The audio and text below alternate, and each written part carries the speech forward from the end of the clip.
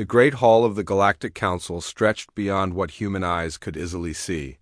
Thousands of beings from 47 different worlds sat in their specially designed seats. Some breathed water and sat in glass tanks. Others floated in energy fields that kept their gas-based bodies together. The insect-like Kazgul clicked and hissed in their section while the peaceful Naren glowed softly with gentle lights under their skin. Ambassador John Carter sat with the human delegation in the center of the hall. His gray hair was combed back neatly and his dark suit was pressed perfectly. But inside, his heart was beating fast. Today would decide the future of his entire species. High Arbiter Zekthara stood at the front of the chamber. She looked like a tall crystal statue that had learned to move and speak. Her voice came through the translation devices that every being in the hall wore. These small machines changed her musical tones into words that humans could understand. "The final vote has been counted," she said. Her crystal face showed no emotion. "The motion to exile humanity from Galactic Council space has passed by a vote of 39-8. The hall filled with noise. Some aliens cheered with clicks and whistles, others made worried sounds. The humans sat quietly. They had known this was coming, but hearing it still felt like a punch to the stomach. Lisa Morgan of the Earth Defense Force stood up slowly. Her blue uniform had medals from 3 different wars. Wars where humans had fought to protect. Alien worlds from pirates and invaders. Wars where human soldiers had died to save beings who were now voting to send them away.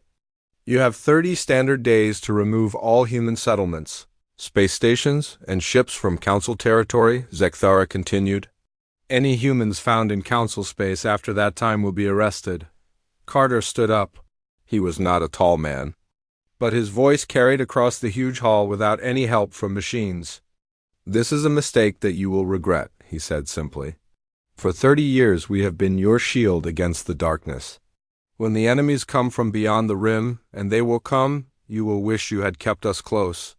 The Velthari delegate jumped up from his seat. He looked like a cross between a lizard and a bird with bright red feathers covering his scaly skin. "Your species loves war too much," he said with anger in his voice. "You cannot exist without fighting. Every problem you see needs violence to solve it. This council wants peace." Dr. Helen Brooks stepped forward. She was the chief scientist for humanity's research into alien life. In her hands she held a small device that showed data from deep space scans. "We have found energy readings moving through dark space," she said. "Massive ships or structures. Something is out there and it is heading toward Council worlds." "Lies," hissed the Kazgul ambassador. His insect eyes glowed red with anger. "More human tricks to keep your war machine running. You make up enemies, so we need your soldiers." The hall erupted in angry sounds again. Some aliens believed the humans were telling the truth, most did not. They had grown tired of human warnings about unknown threats. They wanted to believe that the galaxy was finally becoming peaceful. Carter looked around the hall at faces he had known for years. He had shared meals with some of these beings, had worked with them to solve trade disputes and border problems, had seen them cry when human soldiers died protecting their colonies. Now they sat quietly while their governments voted to throw humanity into the cold darkness of space. "The rim worlds are empty legends," said another delegate. "Stories to frighten children. There is nothing out there but empty space and old rocks." Dr. Brooks held up her scanner again. The energy patterns match theoretical models of ancient weapon systems. "Something big is moving in the dark and it will reach the outer colonies in less than 2 years. "Enough," said Zekthara. Her crystal body flashed with bright light. "The vote is final. Humanity is exiled from Council space. This decision cannot be changed." Lieutenant Kyle Barnes whispered to Captain Morgan, "Ma'am, what if they are right about us? What if we really are too violent to live with peaceful species?" Morgan looked at the young officer. Barnes was fresh from the academy. He had joined the military to explore space and meet alien civilizations. Now he was learning that sometimes the universe did not want what you offered. Son, violence is a tool, Morgan said quietly, like a hammer or a knife. It can build or destroy depending on who holds it and why they use it. We have always used our strength to protect others, even when they did not ask for protection. Carter raised his hand for silence. The hall slowly grew quiet. We will honor this exile, he said. Humanity will gather our people and leave council space within the time you have given us. But remember this day. Remember who stood with you when the pirates came to steal your children. Remember who died to keep your trade routes safe. Remember who warned you about the darkness beyond the rim. He paused and looked directly at Zekthara. When your worlds burn and your people cry out for help, ask yourself if exile was worth the price you paid for it. The crystal being said nothing, but some of the other delegates shifted uncomfortably in their seats. The old Narn ambassador was glowing brighter with worry. A few of the younger representatives looked like they wanted to change their votes. History will judge who was truly civilized in this chamber today, Carter continued. It will not be the species who chose fear over friendship. It will not be those who punished their protectors for being willing to fight. True civilization is measured by how you treat those who sacrifice for you, even when they are different from you. Carter gathered his papers and briefcase. The other humans in the delegation stood with him. As they walked toward the exit, their footsteps echoed in the suddenly quiet hall. Dr. Brooks stopped at the door and turned back. The data will be transmitted to your science departments anyway, she called out. When you finally detect the signals, yourselves in a few months, remember that we tried to warn you? Remember that we were willing to stand between you and whatever is coming, even after you threw us away? The humans left the hall in silence. Behind them, some of the alien delegates began arguing among themselves. A few called for another vote. Others insisted that the decision was final and that humanity was finally gone from their lives. Hi. Arbiter Zekthara remained standing at the front of the chamber long after everyone else had left. She stared at the door where the humans had exited and wondered if they had just made the greatest mistake in galactic history. 5 years had passed since the exile began. The human fleet drifted through empty space far beyond the borders of Council territory. Massive colony ships carried millions of people who had once called alien worlds home. Military vessels escorted civilian transports full of families who had been forced to leave everything behind.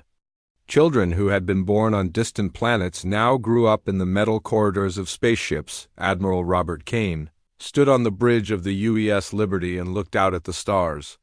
The flagship was huge even by human standards.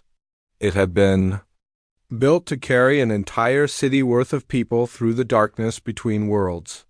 But even something so large felt small when surrounded by the endless void of deep space. The journey to find a new home had been harder than anyone expected. The exile zone was vast and mostly unexplored. Council ships had marked it as too dangerous for colonization. Strange energy storms swept through the region. Dead worlds orbited dying stars. And sometimes the sensors detected things that should not exist in empty space. Commander Michelle Torres walked across the bridge toward the Admiral. Her tablet showed the daily reports from across the fleet. Food production was stable. The hydroponic farms were working well. The children were healthy and attending school. But everyone knew they could not drift forever. Sir, we have detected something unusual, Torres said quietly. She did not want to alarm the other bridge crew until Kane had seen the data. Kane turned away from the viewport. His face was older now than when the exile began. Gray streaks ran through his black hair. Lines around his eyes showed the weight of leading millions of people through uncertain times. Show me what we found. The main screen came alive with sensor readings. In the distance, something large floated in the darkness. It was clearly not natural. The shape was wrong for an asteroid or comet, too regular for space debris, and far too big to be any ship in the Council databases. How large is it? Kane asked. 17 kilometers from end to end, Torres replied. The shape looks like a twisted spine or backbone, made from materials we do not recognize. And sir, it is completely Dark, no power readings, no heat signature, nothing. Science Officer Peter Walsh pulled up additional scans on his station. Admiral, there are more of them. We have found 17 of these objects so far, all dark, all drifting. But the power cores inside them are massive, much larger than anything we have ever built. Kane felt a cold feeling in his stomach. What are they designed for? Walsh ran more detailed scans. The computer analyzed the hull composition and internal structures. What it found made him pause before speaking. Sir, everything about these ships suggests they are built for one purpose: to consume. The hull has docking ports for smaller craft. The internal structure has massive processing facilities. And the weapon systems are designed to break apart large objects. Like planets? Kane asked. Like planets, Walsh confirmed. Torres checked her calculations on the fleet's position. Admiral, if these things wake up and start moving toward Council space, how much warning time would we have? Kane studied the readings. The objects were drifting slowly through space on a path that would eventually take them toward inhabited worlds. At current speed, they would reach the outer colonies in about 18 months, but if they power up their engines, 6 months, Walsh finished. Maybe less if they can accelerate beyond normal physics like some of the theoretical drives we have studied. Kane activated the ship-wide communication system. His voice would now reach every human vessel in the fleet. All ships, this is Admiral. Kane, continue on current heading toward the potential colony worlds we identified last month. But I am also ordering all military vessels to combat readiness. It appears our exile has turned into something else entirely. Dr. Susan Clark was aboard the science vessel UES Discovery when the Admiral's message reached them. She had been studying the strange objects for hours since their discovery. As the fleet's chief researcher, she had access to databases that most people did not. What she found in the old Council archives made her hands shake. Admiral Kane, this is Dr. Clark, she said over the communication channel. I need to speak with you immediately. These objects match descriptions from ancient Council legends. Stories about something called the Devourers. Kane switched to a private channel. Doctor, are you telling me that these ships belong to some kind of myth? Not myths, sir. The Council treats them as legends because the last confirmed sighting was over 1,000 years ago. But the energy signatures are identical to theoretical models. These are Devourer ships. They strip all organic matter from planets and use it to fuel their expansion.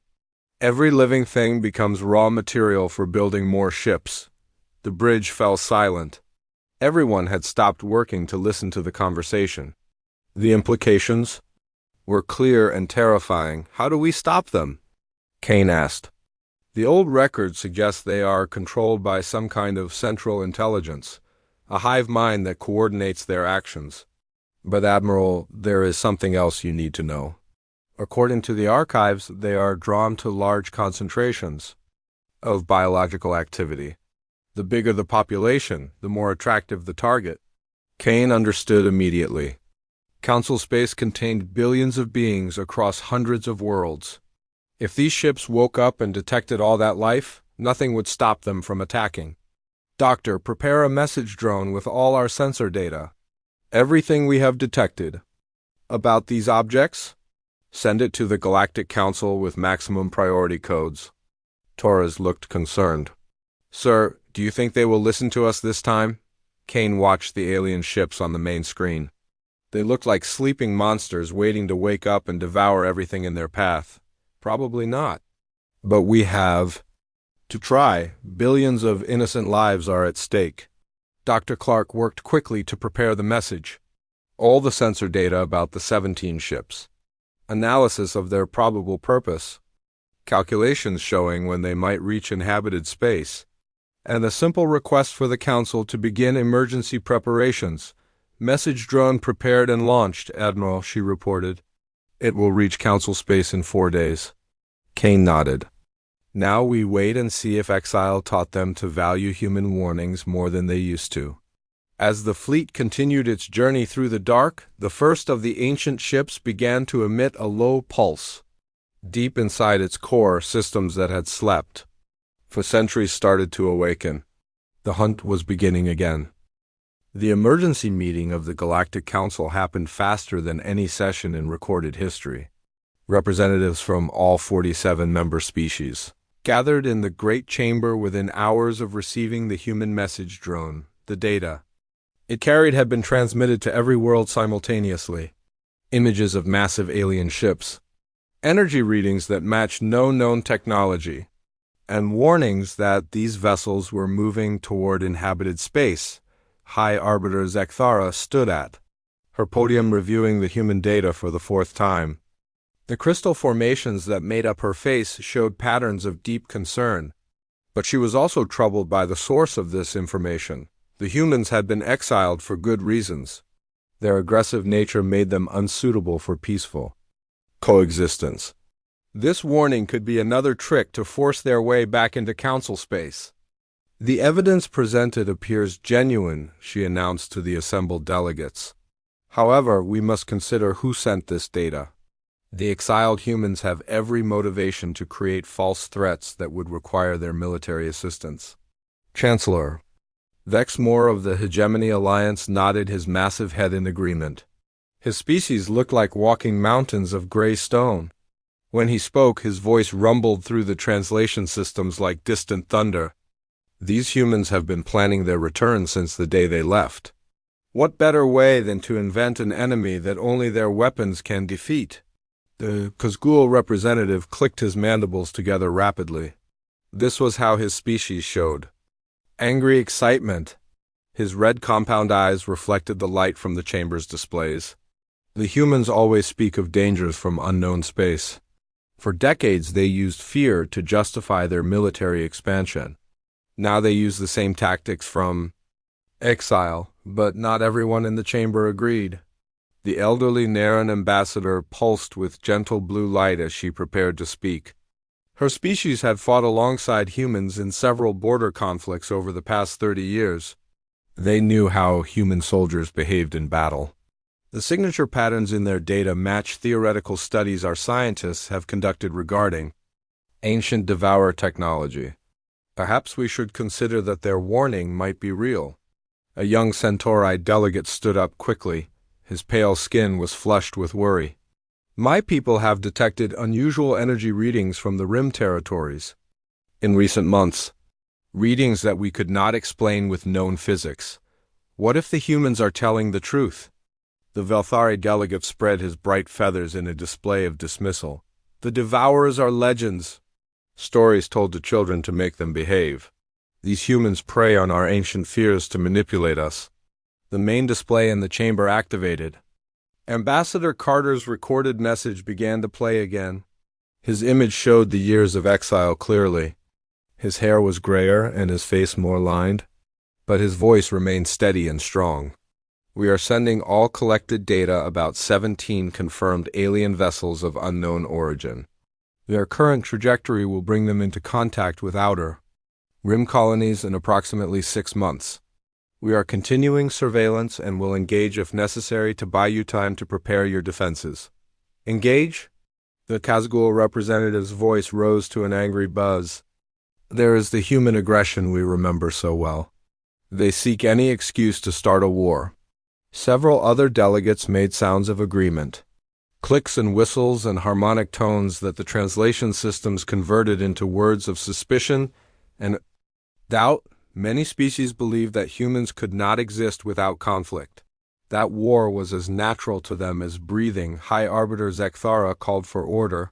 The chamber slowly grew quiet as all eyes turned toward her crystalline form. The council must vote on this matter. Do we heed this human warning and begin immediate defensive preparations? Or do we conclude that this is an elaborate deception designed to end their exile? The debate that followed lasted for hours. Species after species stood to give their opinions. Some pointed to the detailed sensor data as proof that the threat was real. Others argued that human technology could easily fabricate such evidence. The peaceful races worried about the cost of military preparations. The warrior cultures wondered if they were being manipulated into unnecessary conflict. The Narration ambassador spoke again as the debate neared its end. If we are wrong and ignore this warning, entire worlds could be destroyed.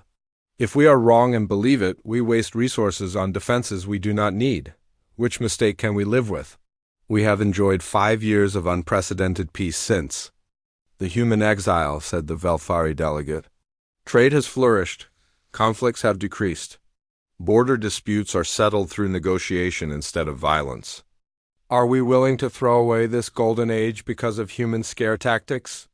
The final vote was called. Each species cast their decision through secured channels to prevent outside influence. The results appeared on screens throughout the chamber. In multiple languages and symbol systems, 39 species voted to ignore the human warning. Only 8 voted to begin defensive preparations. High Arbiter Zekthara announced the results with her voice carefully controlled. The motion to prepare defenses based on human intelligence has failed. The Council will not waste valuable resources responding to what we believe are fabricated threats. However, as a precautionary measure, we will increase monitoring of RIM territories. As delegates began filing out of the chamber, small groups formed to discuss the decision privately. Some species remained convinced they had made the right choice. Others wondered if they would live to regret it. The Narration ambassador lingered after most others had left. She activated a private communication device and sent an encrypted message to her home world. The bioluminescent patterns on her skin pulsed rapidly as she composed her thoughts. Begin discreet evacuation of outer colonies immediately. Move all non-essential population to inner system worlds. If the humans are correct, we may have only one chance to save our people. Meanwhile, far beyond the RIM territories and the dark spaces between stars, the first Devourer ship completed its awakening sequence. Systems that had been dormant for over 1,000 years came online with terrible purpose. The ship began scanning nearby space for signs of biological activity. When it detected the rich signatures of inhabited worlds in the distance, it sent a signal pulse to its sleeping companions. One by one, 16 more ancient vessels began to wake up from their long sleep. The hunt for organic matter was beginning. Again. And this time, the galaxy's defenders had been sent into exile by the very worlds they had once protected. The Council had chosen to ignore the warning. Soon they would learn the true price of that decision.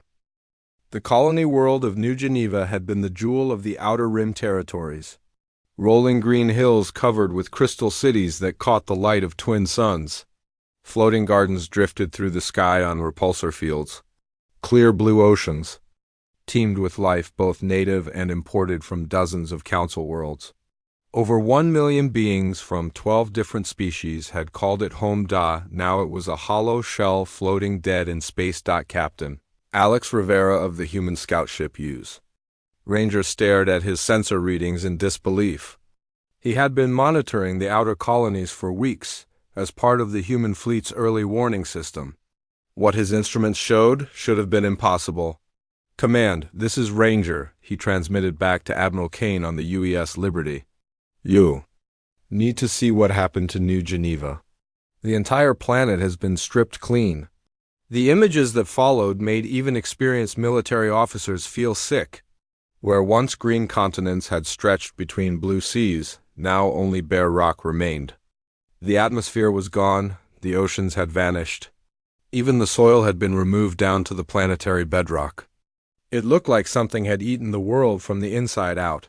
Admiral Kane reviewed the footage with growing horror. Any signs of the population? Evacuation ships? Survivor camps? Negative, sir, Rivera replied. His voice was tight with controlled emotion. There's nothing left. No cities, no infrastructure. No bodies, everything organic has been completely removed. Dr. Susan Clark studied the readings from her position aboard the research vessel UES Discovery. Admiral, the precision of this destruction is unlike anything we have seen. This wasn't random damage from weapons or natural disaster. Something systematically harvested every trace of biological matter from that world. Kane felt the weight of responsibility settle on his shoulders like a physical thing. How long ago did this happen? Rivera checked his instruments again. Based on radiation decay patterns and thermal signatures, I estimate 36 hours. An entire world consumed in less than 2 days. The Bridge of the Liberty fell silent. Everyone understood what this meant. The devourer ships had awakened and begun their terrible work. All the warnings had been ignored. Now innocent beings were paying the price. Captain Rivera, do you see any sign of the vessels responsible? Kane asked. Affirmative, sir. One of the spine-shaped ships is still in orbit, but Admiral, it's changed. The vessel is now twice the size it was before. New weapon ports have grown along its hull. It appears to have incorporated the planet's resources into its own structure. Kane activated fleet-wide communications. All vessels, this is Admiral Kane, battle stations. We are moving to intercept devourer forces before they reach the next inhabited system. This is not a drill. Lieutenant Commander Jake Murphy pulled up tactical displays showing known colony locations. Sir, the closest inhabited world is Kepler Prime, population 47 million. Mixed species colony with major agricultural centers. How long until the devourers reach them? Kane asked. Murphy ran calculations based on the alien ship's projected course and speed. 12 hours, sir.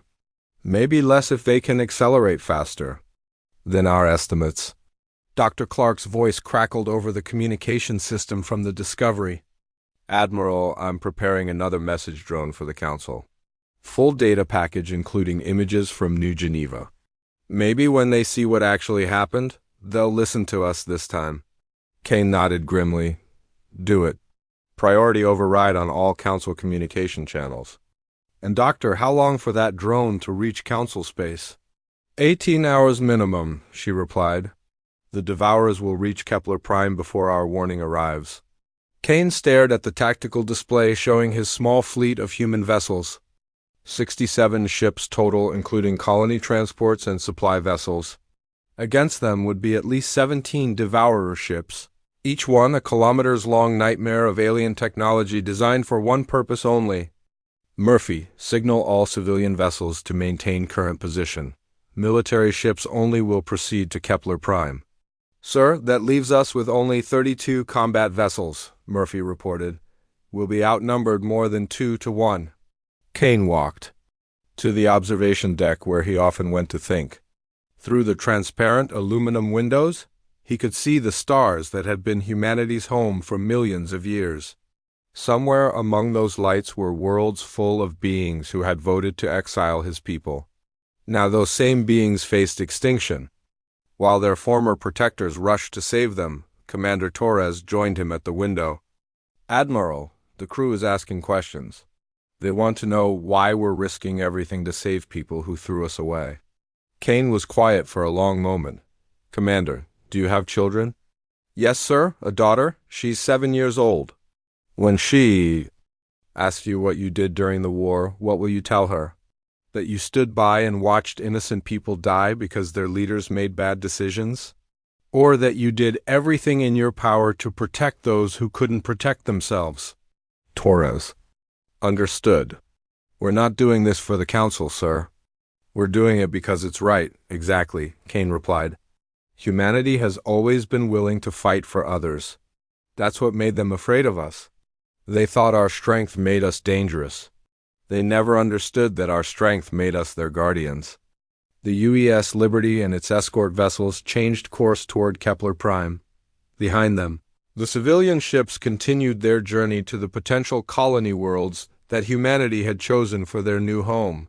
Families gathered in common areas to watch news feeds and pray for the safety of their protectors. On the bridge, Communications Officer Brad Collins picked up an emergency transmission from Council space.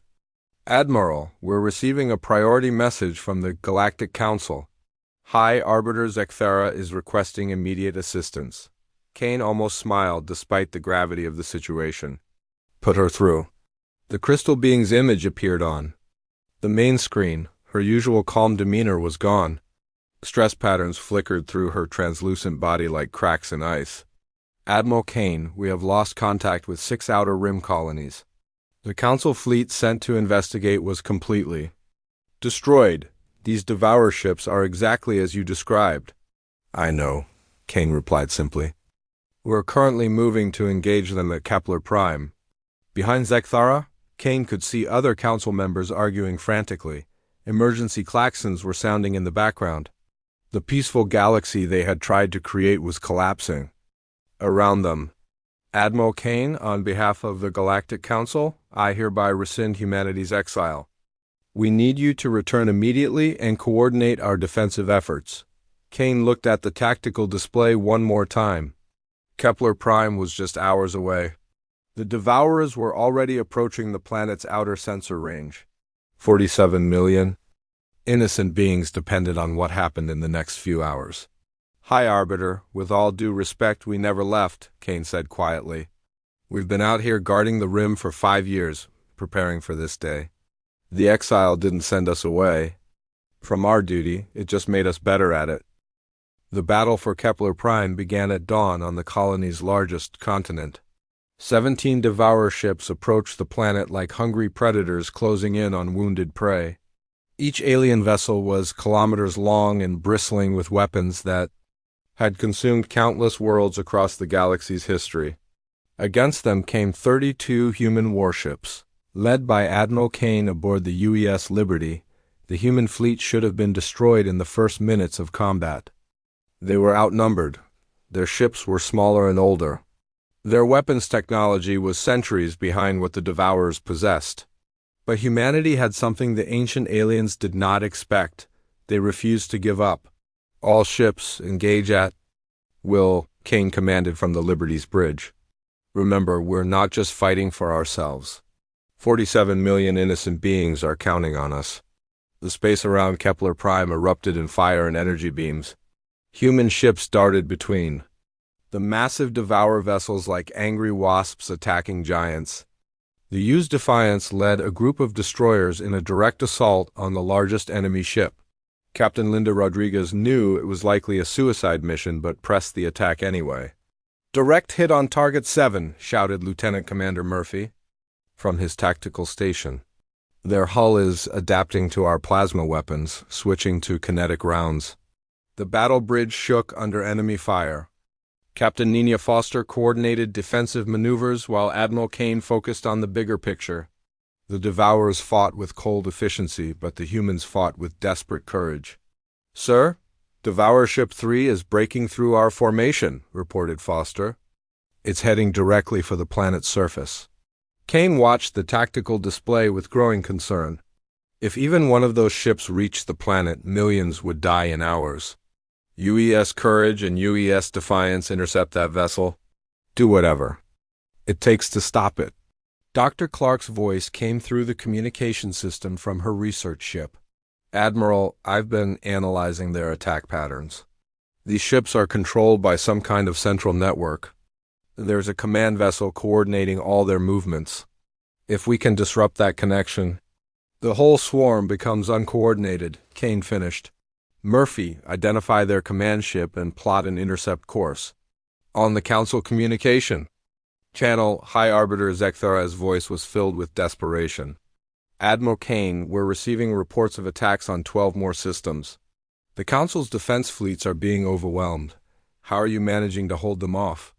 Kane ducked as another energy blast shook the Liberty. "We're not holding them off, High Arbiter.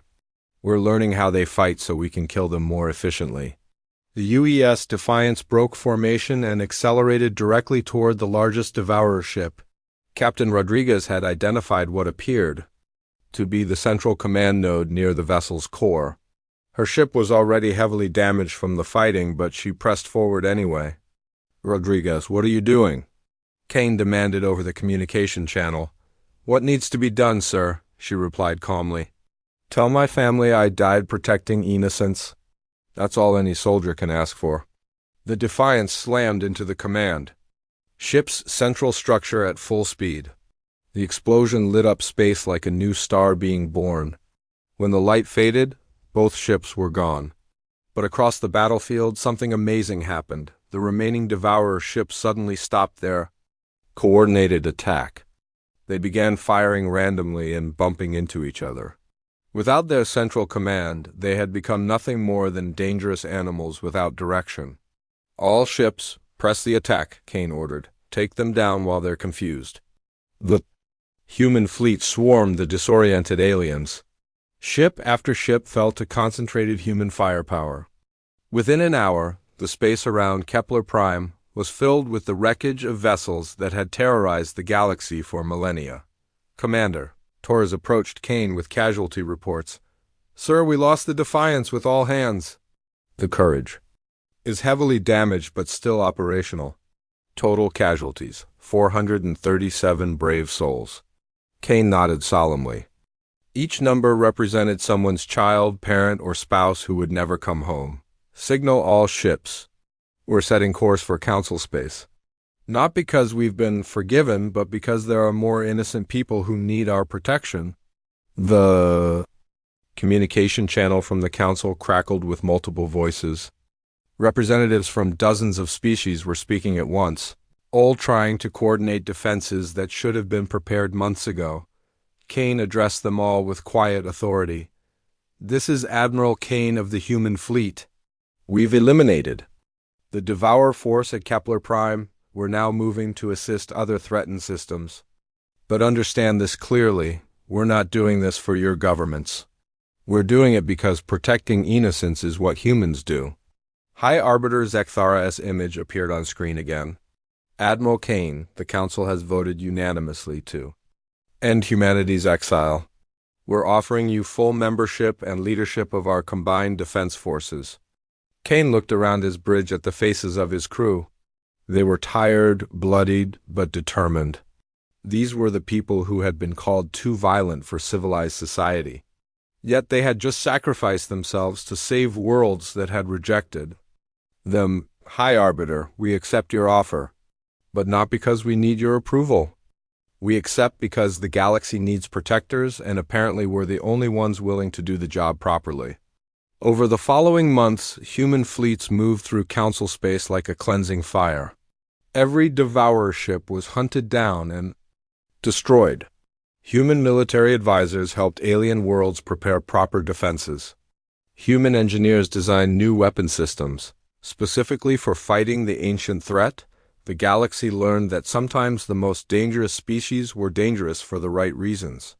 They learned that violence in service of protection was different from violence for its own sake. Most importantly, they learned that judging others by their nature rather than their actions was a mistake they could not afford to make again. 6 months after the Battle of Kepler Prime, Admiral Kane stood before the reformed Galactic Council. Humanity now held permanent seats on the Defense Committee. The Devourers had been driven back beyond the rim, though everyone knew they would return eventually. When they did, humanity would be ready. And this time, they would not face the darkness alone. The galaxy had finally learned the difference between those who fight because they love war and those who fight because they love peace enough to defend it. The exile was over. The real work of building a safer galaxy had just begun.